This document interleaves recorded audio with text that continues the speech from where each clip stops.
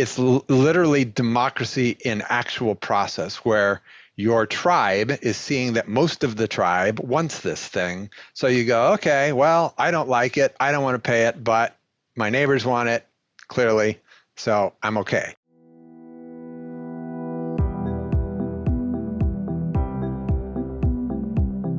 I'm Andrea Learned, and welcome to Living Change, a podcast exploring unconventional climate leadership. I talk to people who've converted their personal values into business and policy decisions in a load of different sectors. I believe that the more we're visible about these changes, the more we chart the way for other leaders wanting to create new social norms.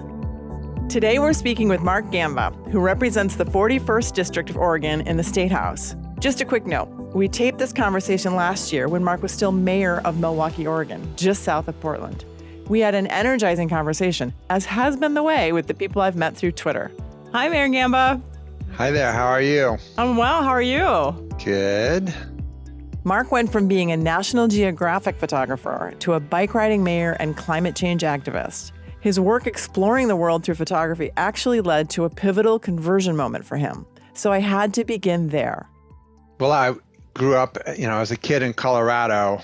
I was a huge fan of Jacques Cousteau and really all of the people out sort of exploring nature. I had all the National Geographics in my parents took National Geographic, so I had all those in the basement. I had Life magazines, and I used to just sit down there and pore over those magazines.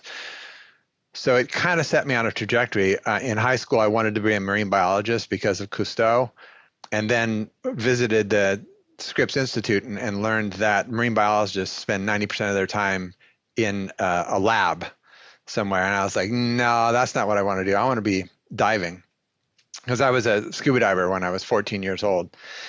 And so I just decided that I would be a photographer that did all of those things. And I didn't know at the time, but that was a pretty high bar. There's not a lot of people that get to have that life. But I told all my friends in college that I was going to be a National Geographic photographer, and they're like, right. And, I did a lot of other things. I had a lot of work in sort of adventure sports before I got into National Geographic. So I continued to do that work commercially for people like Adidas and Carhartt and all kinds of clients. But absolutely the pinnacle of my career was getting to shoot for National Geographic and dive with whale sharks and, do all those things. So, and it was during these National Geographic projects that you first started to notice the effects of climate change, right? Yes. That it was happening a lot faster than scientists were predicting. Right. They had models that they said, okay, and we will see this in 20 years and we will see this in 40 years. And I was seeing glaciers. We were on an assignment up in Glacier Bay, and we were paddling with a guide, and he said, well, this is where the face of the glacier used to be. And we paddled for another 4 hours and came to the face of the glacier. And I said, wow, that's huge. I said, I know that glaciers shrink and grow with sort of the cycles of the weather, but that seems extreme. Is that how much it does that? And he said, no, it's been going backwards since I've been a guide. And he'd been a guide for years, for decades before. So that was the first one. And then diving on the Barrier Reef, we started to see bleaching. And this was 20 years before anybody was really talking about it. And I asked a scientist that was on that trip, I said, why is this reef white as opposed to all the other ones that are incredible colors? And they're like, well, it could be a lot of things, but we think maybe it's due to warming waters, due to climate change. And they were right. It's continued. The Barrier Reef is on it's circling the drain right now. So that's what really set me off on this whole process where, for another 15 years, I didn't see anybody in politics, anybody in government at any level doing the kinds of things we need to be doing to stop and reverse climate change. Little nibbling around the edges and little feel-good things, but nothing serious. Wow. That's incredible. How many years ago was it, the Alaska moment or the ocean moment? How long ago was that, considering where we are now? I think I was on the Barrier Reef. They were both pretty close to each other, a couple of years apart. 1992, maybe 94, somewhere in there. Okay. And then now you think about how long it's been, and with the IPCC screaming crisis, crisis, crisis, and we're still not doing anything. we're not doing anything. And you were right there watching it. That you don't think about unless you think about how you take pictures. You don't realize that when you're taking a picture, you're really seeing stuff. And then the fact that you kind of go to similar places and you're able to observe that's incredibly powerful. And it's almost a great book for you, right? Would be a before and an after. And even just within your little lifespan, just, a couple decades, that's incredible. Yeah. Well, had I known it was coming, I would have taken different pictures. That's a really good point. Oh my gosh. So you were saying that the kind of noticing the climate change, and then you were noticing that politically things weren't being done. Where were you living at this point? So I was living in New York City. I moved to New York to start my serious professional career. I had been shooting professionally. Matter of fact, my first magazine cover appeared on the stands the month I moved to New York City. It was for Skiing Magazine. Wow. But I spent like 6 years in New York, really establishing a national clientele. And then had a kid, and I wasn't going to raise a kid in Manhattan. Mm-hmm. So my wife and I sort of explored all the cool little towns in the West, like Durango and Bend and, Salida and Taos and all those, and ended up landing in Bend, Oregon. So it was both, right? I think I shot Glacier Bay while I was still in New York. It was in that transition period, actually, somewhere in there. And so when you moved to Bend, were you starting to think, I don't know if are you saying that you still are a photographer to some degree and you're both at the same time? Well, technically speaking, yes, my income is as a photographer. I'm paid $300 whole a month to be the mayor of Milwaukee. So what little living I have left is from the photography that I can do or selling. I'm actually selling more prints now than anything financially because I can't be gone for a month. Well, right? I think that in and of itself, just more awareness for people realizing what little financial or sort of not being able to make a living being a mayor of a small town, the fact that you decided to move in this direction is really interesting. So when did the mayoral run, or when did you get to Milwaukee, or how did that work from Bend on? So let's see. Got to Milwaukee 19 years ago-ish.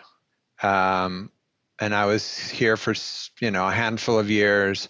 I helped start I started a kind of a environmental pressure group for the Milwaukee City Council to try and get them to do some basics, ban the bag, basic, simple things that should be simple, right? And we had a lot of members by the time it sort of disappeared. We had over 200 people. But what we learned was that we could go in and have 30 people testify to do something, and the city council kind of sit there and nod their heads and then not do it.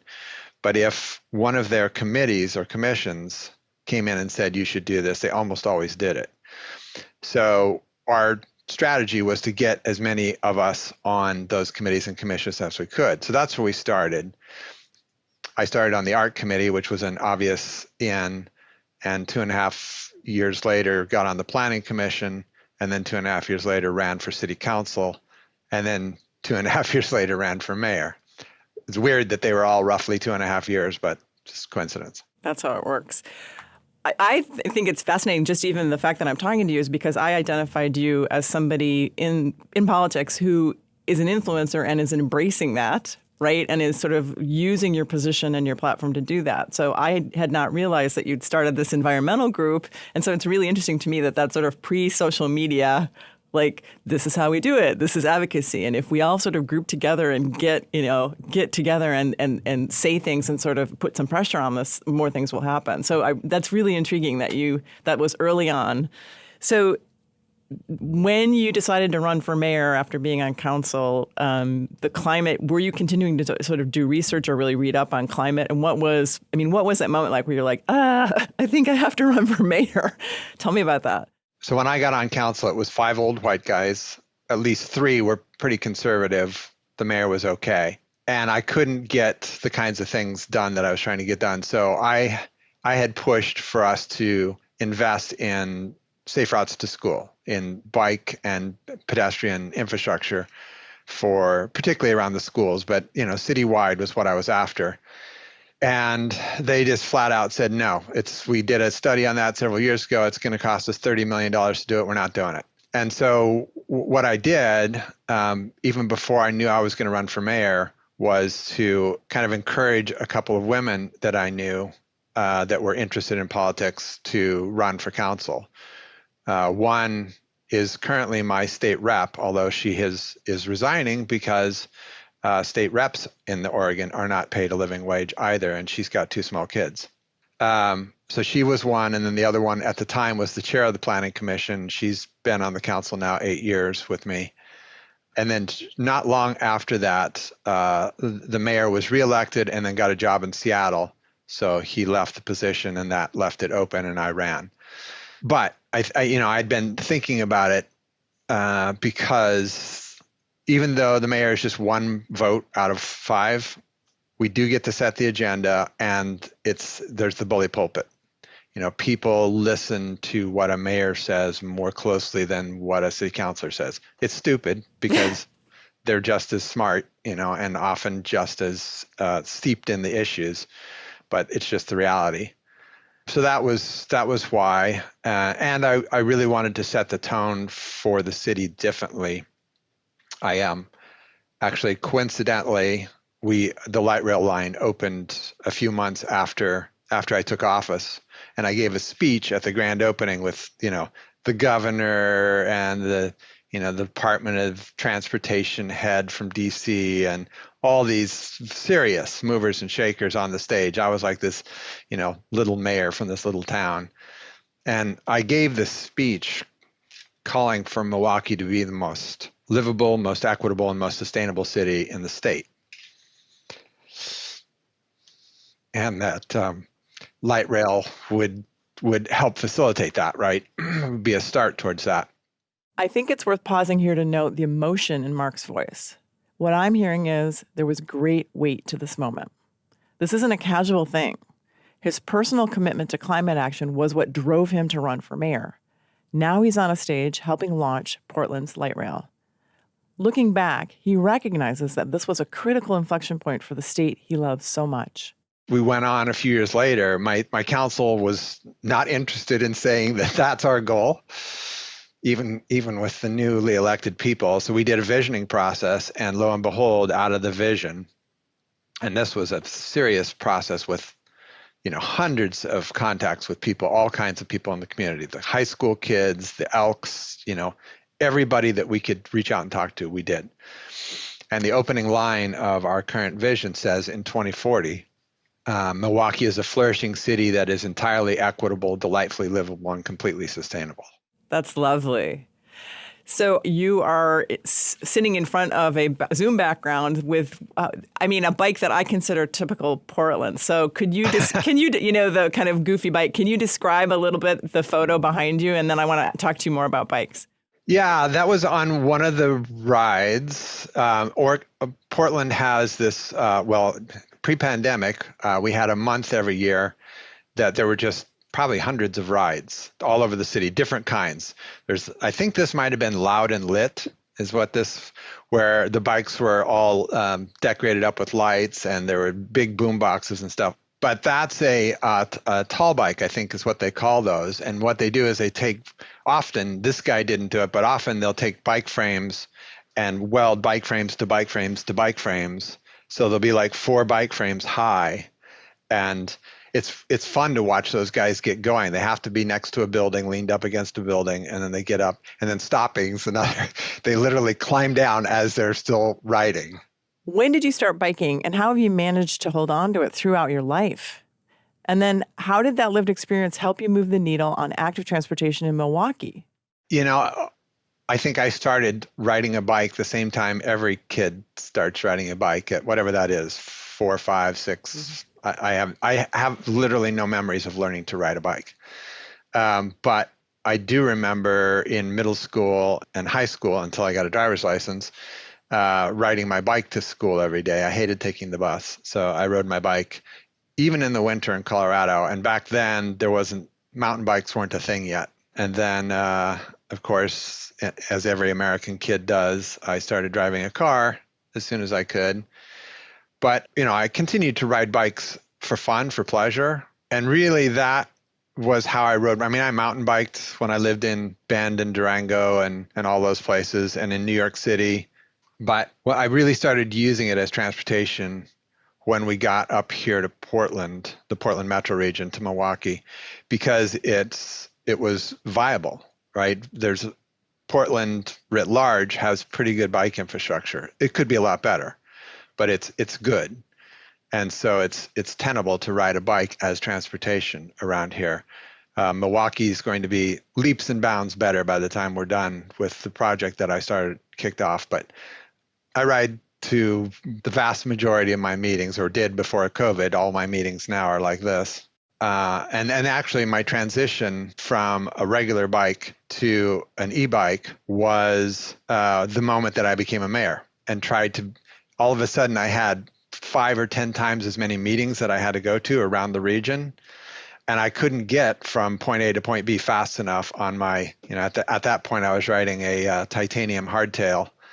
And I just couldn't, I had to show up sweaty as all get out, and B, I just couldn't get there fast enough. So I briefly started driving my car again. But my girlfriend had this long commute, and she had always bike commuted, and she got a new job, and it was in Lake Oswego, and there's no infrastructure between here and there. So you ride up through this cemetery. It's the steepest uphill there is around here. And it was killing her. It was like an hour and a half commute, and she just couldn't do it. And another friend of ours had just bought an e-bike, and she said, "Why don't you try this e-bike?" So Kendra, eventually she tried hers and then went out and we got her an e-bike. And so she went back to commuting by bike because that made that hill tenable. And it took her 45 minutes, rain or shine. And there were times when friends of hers that lived near here, it took them 3 hours to get home from work because there was some traffic snarl, the snowstorm or whatever. And Kendra was still 45 minutes on her e-bike. So anyway, that sort of went, well, maybe if I got an e-bike, then I could make it to all these meetings. So I did. I went out and bought a bleeding edge at the time design, and it's a class 3. So it goes 28 miles an hour, which is awesome. But now I can ride to almost all my meetings. So I rode my e-bike to the studio today, and if I drove, it would probably have taken 45 minutes in Seattle with traffic, and it took me 23 minutes. The consistency of riding an e-bike is incredible, and I just do not think it's branded well enough. Before we continue with the conversation, I wanted to tell you about a podcast I love, An Honorable Profession. Brought to you by the team at New Deal, it's the go-to podcast for learning about the rising stars in American politics. Past guests include Pete Buttigieg, Jason Kander, Senator Alex Padilla, and Mandela Barnes. These leaders share their innovative policy ideas as well as their inspiring stories about their path into public office. In a world of soundbites and attack ads, An Honorable Profession is a thoughtful conversation from the front lines of American democracy. I love finding conversations that give me hope that we can address climate change and the policy challenges of our time. Tune in to learn more and listen to An Honorable Profession everywhere podcasts are found. You're talking about showing up at meetings as a mayor, riding your bike. And what I'm really interested in is seeing more mayors like you who are actually riding them, demonstrating it. And that is the name of this podcast, Living Change. By doing that, that is huge. So that makes me wonder, as you implemented these changes in your town, did you get resistance? Tell me a little bit about that. Did you have any programs that helped people convert to bikes? So it's relatively early days. Everything in government takes forever. And so we did this whole big process around what ended up being called the SAFE program. So we had a committee. We had to make sure the right people were on the committee, which was young parents, which was what I was after, or parents of young children, to be more specific.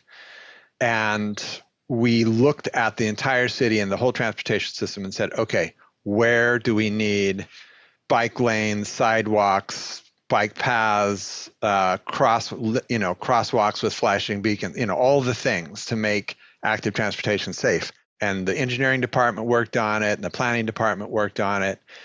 And we did huge amounts of outreach, crazy outreach. We had, big maps of the city at the farmers market, and people could put stickers. Well, this intersection is really dangerous and stuff like that. So we went through that whole big process. Then we did another whole big process of how are we going to pay for this? Because the first big process said, okay, it's about $52 million worth of projects to build all this stuff out. So then the second was, how are we going to pay for $52 million worth of projects in a city that has a general fund budget of $160 million? So the committee, again, that worked on that did a whole bunch of outreach, talked to everybody, as many people as they could, dot exercises. How do you think we should pay for this? And in the end, we landed on a $4.85 fee on the water bill. That's per household. Businesses pay a little more. There's a whole calculation that engineers use for that kind of stuff. And we did so much outreach and so many meetings that literally by the time the first charge went on the first water bill, and this was like 3 years after we started, we got 2 angry phone calls. And that's unheard of. Usually people just lose their minds when their water bill goes up. So 2 being very little. Yes. And this is because you put these changes into place and people witnessed it themselves that it was fine, that you weren't making them get rid of their car or whatever. Right. Well, that was part of it. And we had a lot of people that disagreed with it. They thought it was a waste of money to do what we were doing. But they would come to these meetings ready to read a riot act and to yell at us, and they would see 70% of the other people in the room were excited about it. So it's literally democracy in actual process, where your tribe is seeing that most of the tribe wants this thing. So you go, okay, well, I don't like it. I don't want to pay it, but my neighbors want it, clearly, so I'm okay. And that's how that played out. So we are, so then there's engineering that has to take place and bidding and blah, blah, blah, blah, blah. So we are 4 years now into building things. We've built some really cool stuff. There was a path that crossed over the lake and went to a neighborhood that you really couldn't access downtown from. And then the most recent one is a path that runs in front of a school up a really busy street that used to have no sidewalks on it whatsoever. And now it's got, 12 or 14 foot wide paths on both sides of the street. And the street's narrower, so people drive slower. It's pretty awesome. I think I've driven down that street when I used to live in Portland, and I can just picture that.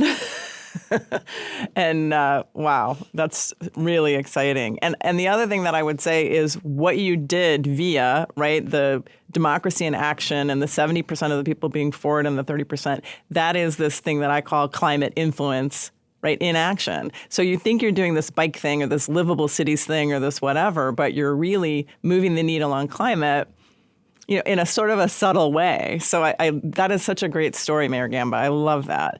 Since Milwaukee is so close to Portland, do you see your work having influence in that city? I don't know. That's always hard to really say. I know that, I attended the Joint Policy JPACT Metro-wide committee that occurs once a month, but I would always show up to those meetings and all my other meetings at Metro and all my meetings with the Clackamas County Coordinating Committee, on a bike. And because it's Oregon, often, soaking wet in rain gear, and come in and take off my rain gear, put on my sport coat and sit down at the table and begin the meeting. And it gives me a lot of credibility when I start talking about, if we spend money on bike infrastructure instead of adding a lane to a freeway, A, it's cheaper, B, it's going to reduce congestion over the long term, whereas adding that lane on the freeway induced demand, you're just going to fill that lane back up in 5 years and you will have wasted all that money. So people, there weren't a lot of people talking about induced demand before I sat down at those tables, and bike infrastructure was being invested in more slowly. I'm not going to take all the credit for that. There's a lot of people, there's a whole organization that does this.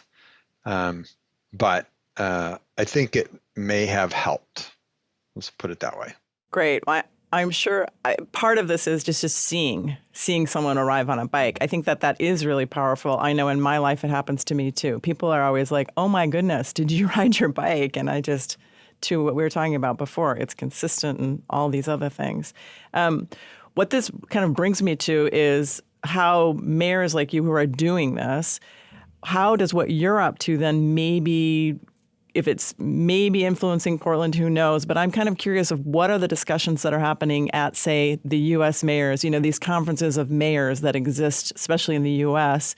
When transportation comes up, is there any impact there? Are they starting to see bikes as transportation? So sadly, our budget for going to those kinds of things is minuscule. And this year was going to be the first year I was going to get to go to the U.S. Conference of Mayors because I hadn't gone to anything else for 2 years because of COVID. So I kind of had a little pot of money.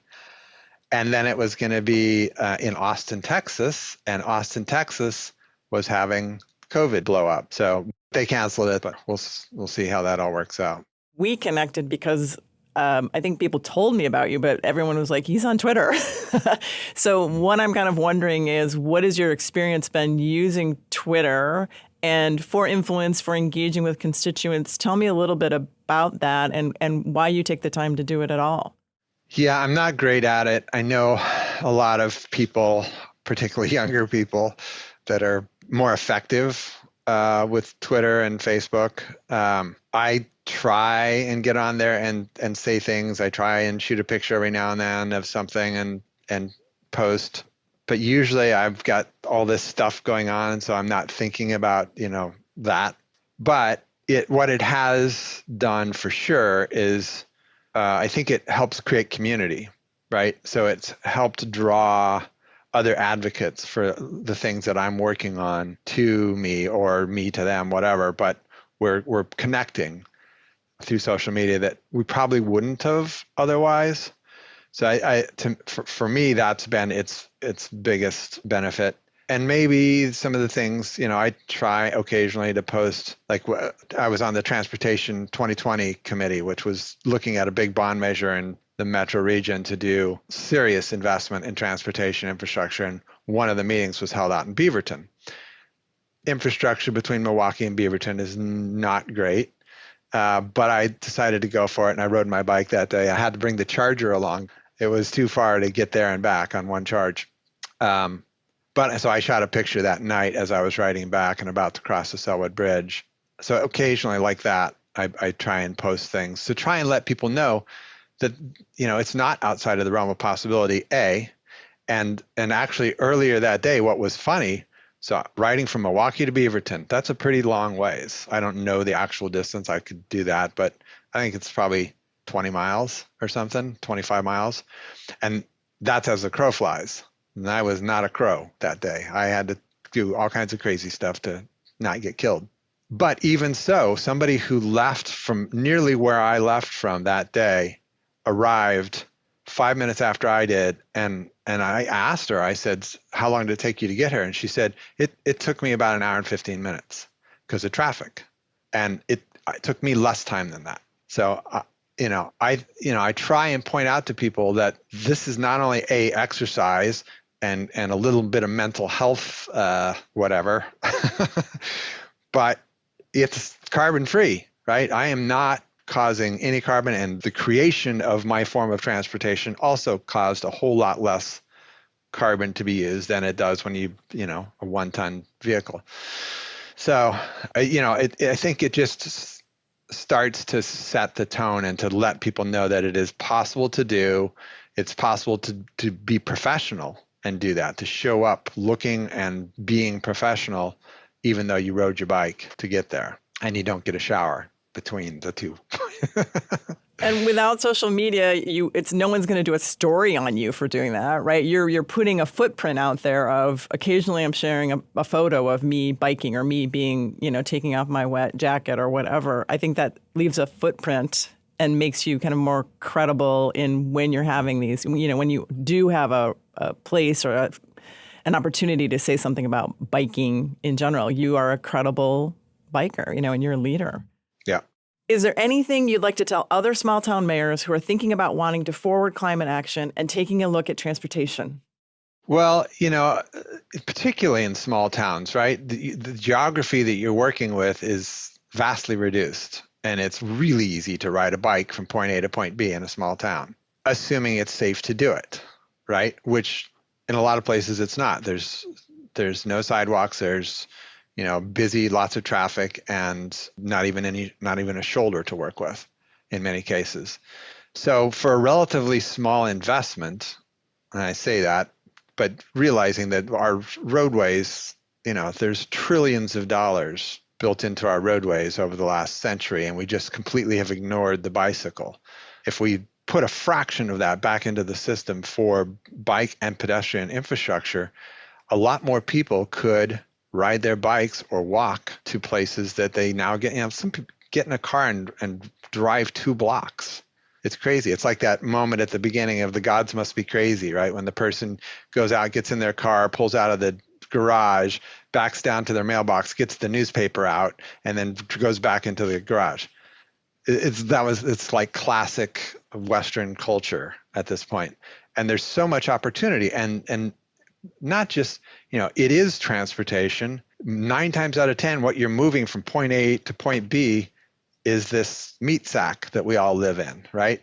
Nothing else. You're not carrying lumber. You're not, and lots of folks, Karen Power, my state rep, takes her kids to school and to daycare on her electric bike. She has one of those cool cargo electric bikes, and she takes her kids to daycare, and one goes to daycare, one goes to school, and that's how she gets them there. Well, I think I may have met her. So I was going to ask you, the idea of that e-bike demo that we were both on, I think it was in September, you showed up and I came down from Seattle to do it. And there were a couple of state reps there, I think Daisha being one. And yeah. I don't know about the other, but there was somebody. Anyway, the power of the e-bike demo. So do you think that doing more of those e-bike demos or getting a couple more mayors on an e-bike, what about that is that enough of a conversion moment? Like getting people to a thing like that, having them demo it, and then having them see e-bikes differently right after that? Certainly people who are making bigger transportation decisions, policy decisions, they should all get out and ride an e-bike. I did that several years ago. Portland had one of the big e-bike conference. I don't know what they called it, but there were thousands of e-bikes. All the different manufacturers were there, right? And you could come test ride an e-bike. But I worked out a deal beforehand, and I brought 20 people, mayors and metro councilors and city councilors from around the region to that venue, and they loaned us that many e-bikes, and we all just went for a ride. And we specifically chose a route that had some pretty serious hills on it and all this stuff. And they were just astonished. And after that, I know at least 2 of them went out and bought e-bikes. I don't know if they used them for transportation, but people don't get the difference, right? They rode a bike as a kid, and then probably some as an adult, maybe for fun, but they, put on their spandex and get sweaty and all that stuff.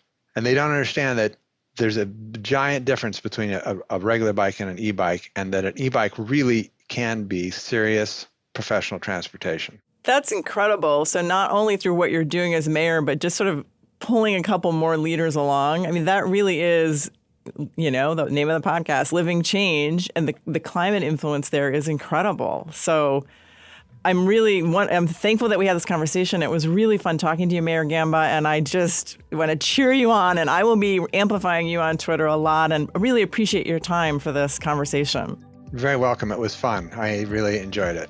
I love what you're doing. Thanks so much to Representative Gamba for such a great conversation. You get the sense that what smaller cities do can really influence their larger neighbors. One bike riding mayor sharing pictures on social media might just be changing the social norms of city leadership overall. Being seen riding a bike reflects a climate impact narrative that any city and every city should want. Cities proclaiming to act on climate without a leader somewhere in there actually riding a bike for local transportation cannot be taken seriously. If you want to win elections with climate front and center, get on a bike. Identifying, building, and leveraging your leadership is something few may feel prepared to do. But climate influence can't wait. If your organization is ready to make the shift, reach out to me. I'd love to help. Find me at www.learnedon.com. I'm also easy to find on Twitter, until it is no more, and LinkedIn. Living Change is produced by Large Media. That's LARJ Media. Thank you to everyone sending positive feedback and giving us ratings and reviews. They've been amazing. You have no idea how much that helps get this podcast on the radar of leaders who want to practice living change. So your ratings and reviews actually have their own climate influence. Until next time, paddle safely.